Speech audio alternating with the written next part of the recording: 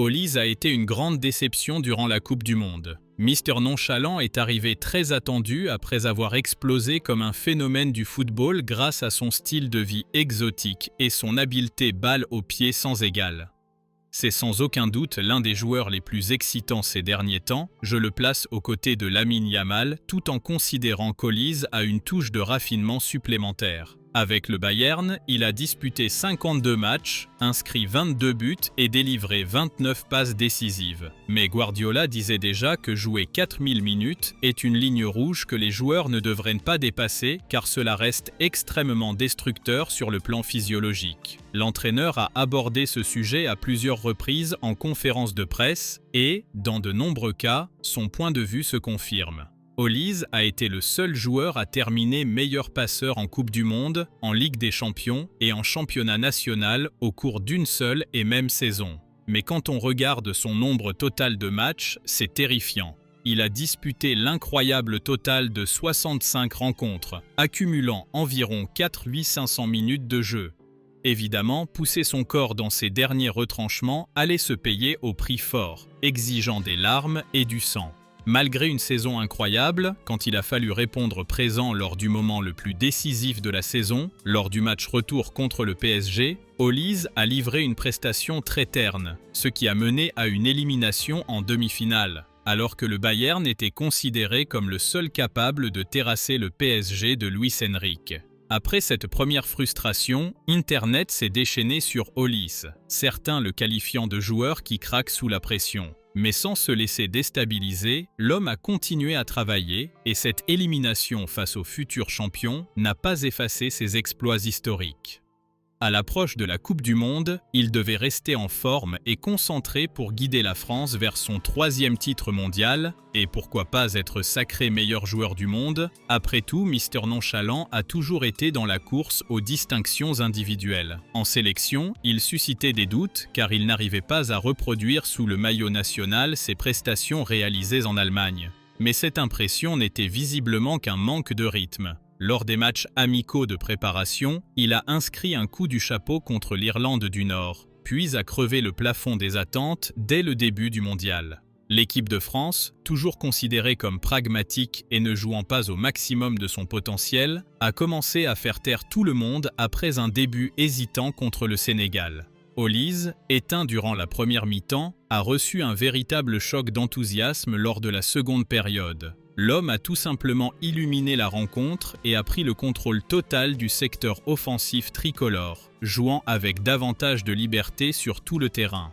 Quittant son simple rôle d'allié pour devenir un véritable super numéro 10 classique, Hollis a délivré la passe décisive à Mbappé pour ouvrir la voie non seulement à une victoire convaincante et pleine d'espoir pour l'entrée en lice, mais aussi pour lancer une dynamique française qui effrayait tous ses adversaires. Lors des matchs suivants, les Bleus proposaient le nec plus ultra du football avec un trio Mbappé, Dembélé et Hollis de plus en plus complices. C'est vrai que Mbappé empilait les buts, mais il était évident qu'Hollis dictait toute la création quand le dictateur enclenchait l'attaque.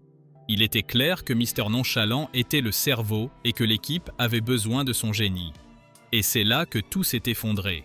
Les plus de 4000 minutes de la saison ont fini par se faire sentir. Le premier indice est apparu contre le Paraguay. Dans un match extrêmement physique, Hollis a à peine touché le ballon, affichant un niveau bien inférieur aux autres. La France a tout de même réussi à franchir les 8e de finale pour retrouver le Maroc en quart, une équipe qui laissait beaucoup d'espace et cherchait à jouer. C'était le match idéal pour qu'Hollis retrouve sa confiance et trouve enfin le chemin des filets, lui qui comptait déjà 5 passes décisives à ce stade, mais semblait frustré de ne pas avoir inscrit son petit but malgré quelques occasions.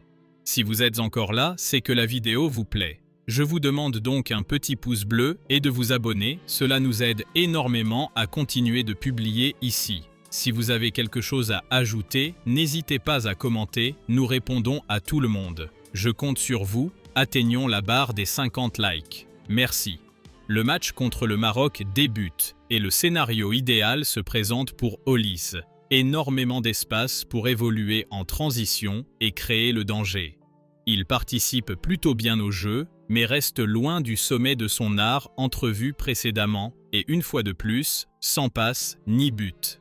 Mbappé et Dembélé se sont chargés de convertir la domination française en une qualification tranquille pour les demi-finales. Et c'est là que les problèmes ont commencé et que les excuses ont surgi. Contre le Paraguay, c'était un match pour tester le mental français sans grands espaces. Contre le Maroc, il ne s'est pas illustré parce qu'il n'en avait pas besoin, d'autres joueurs ayant fait le travail. Mais contre l'Espagne, il était clair dès avant le coup d'envoi qu'il faudrait un Olise à son meilleur niveau pour triompher. L'Espagne possédait la meilleure défense du tournoi. Elle concédait bien quelques opportunités, mais il était très dur de franchir son arrière-garde, et Olise était le joueur parfait pour débloquer la situation. Pourtant, ce à quoi nous avons assisté, c'est à la chute de la sensation française face à une Espagne pragmatique et défensive, bien loin de l'équipe qui avait éliminé la France à l'Euro et en Ligue des Nations. Une fois de plus en demi-finale, Olise disparaît, n'arrive pas à exprimer son football et voit son équipe se faire éliminer, subissant une leçon tactique de la part d'un sélectionneur espagnol. Malgré tout, la France a disputé le match pour la 3e place de la Coupe du Monde. Une rencontre aux allures d'amicale s'est déroulée, sans réel enjeu pour l'Angleterre et encore moins pour la France. Mais c'était un match officiel du mondial comptant pour les statistiques, à tel point que Mbappé en a profité pour devenir le meilleur buteur de l'histoire de la Coupe du Monde. Tandis qu'Olise a délivré 2 passes décisives de plus pour terminer meilleur passeur et égaler le record historique de la compétition. Preuve évidente que l'addition physique a été salée. Harry Kane, coéquipier d'Olise au Bayern, ayant accumulé un temps de jeu similaire, est resté sur le banc pendant les 90 minutes, préservé en raison du risque physique. C'est vrai qu'Olise n'a pas totalement répondu aux attentes entourant son nom, mais il quitte tout de même cette Coupe du Monde très convoitée. Après tout, il a été le meilleur passeur en Allemagne, en Ligue des Champions et en Coupe du Monde. Cela a attiré l'attention de nombreux clubs en Europe, même si son contrat avec le Bayern Munich court jusqu'en 2029 et que ces chiffres indiquent qu'il ne partira pas à moins de 200 millions d'euros. Mais un géant européen a braqué ses projecteurs sur le crack et tente de le séduire pour qu'il les rejoigne. Ce club, c'est le Real Madrid. Et s'il y a bien un club capable d'arracher Olise à l'Allemagne, c'est bien celui-ci. Florentino Pérez est totalement sous le charme du football du français et cherche à rééditer le duo qui a si bien fonctionné durant certains matchs de la Coupe du Monde pour l'amener à Madrid.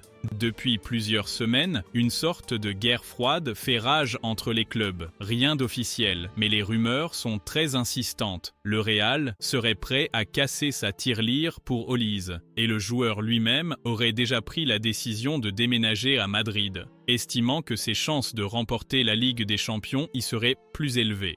Je ne suis pas de cet avis. Selon moi, il devrait tenter une saison de plus au Bayern avant d'envisager d'aller voir ailleurs. Après tout, ils ont atteint l'écart, l'équipe est rodée et les joueurs ont une faim dévorante de victoire. Au Real Madrid, le vestiaire était un vrai bazar. Il y a eu un changement d'entraîneur et c'est désormais Mourinho qui est aux commandes. Au-delà des doutes sur la capacité de Mourinho à rester compétitif ou sur le fait qu'il soit dépassé, la Coupe du Monde a montré que le Real Madrid est un chaos tactique, avec des stars qui brillent sous le maillot de leur pays au mondial, mais qui n'arrivent pas à répéter ces performances une fois réunies en club. Je pense à Mbappé, Bellingham, Vinicius et compagnie. Mais j'ai bien envie de faire une vidéo entière là-dessus. Atteignons les 50 likes et je vous sortirai cette vidéo au plus vite.